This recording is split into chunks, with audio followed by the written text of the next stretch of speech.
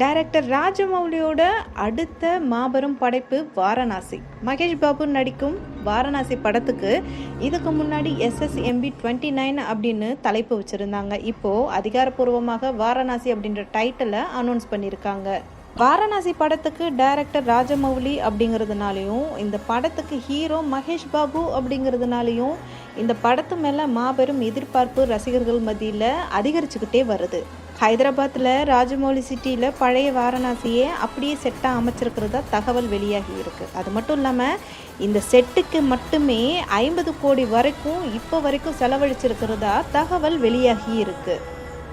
அடுத்த இன்ட்ரெஸ்டிங்கான ஒரு நியூஸ் என்னன்னு கேட்டிங்கன்னா, இந்த படத்தோட அடுத்த கட்ட ஷூட்டிங் கென்யாவில் நடைபெற உள்ளதா தகவல் வெளியாகி இருக்குது. அது மட்டும் இல்லாமல் இந்த படத்துக்கு இசை MM கீரவாணி, திரைக்கதை விஜயேந்தர் பிரசாத். இந்த படத்தை வழக்கத்தை விட அதிகப்படியான முயற்சிகளோடு செய்திருக்கோம் அப்படின்னு சமீபத்தில் ராஜமௌலி சொல்லியிருந்தார். இந்த செய்தியே இந்த படத்து மேலான எதிர்பார்ப்பை இன்னும் அதிகரிச்சுக்கிட்டே வருது அப்படின்னு சொல்லலாம்.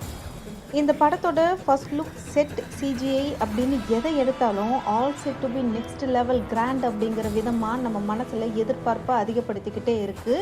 படம் ரிலீஸ் ஆகும்போது தான் தெரியும் இந்த எதிர்பார்ப்பு எல்லாமே ஃபுல்ஃபில் ஆச்சா அப்படிங்கிறது. கதை எப்படி இருக்குது?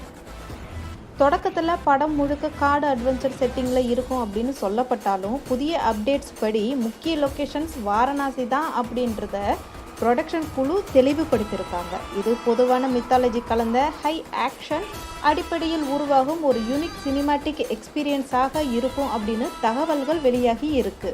கிடைச்சிருக்கிற அப்டேட்ஸ் அண்ட் இன்ஃபர்மேஷன்ஸை வச்சு இண்டியானா ஜோன்ஸ் மாதிரியான ஆக்ஷன் அண்டு அட்வென்ச்சர் கலந்த திரைப்படமாக இருக்கும் வாரணாசி அப்படின்னு ஆடியன்ஸ் எல்லாருமே எதிர்பார்த்துட்ருக்காங்க. ஸோ படம் ரிலீஸ் ஆகிற வரைக்கும் வெயிட் பண்ணி தான் பார்க்கணும் எந்த அளவுக்கு நம்மளோட எதிர்பார்ப்பை இந்த படம் ஃபுல்ஃபில் பண்ண போகுது அப்படிங்கிறத.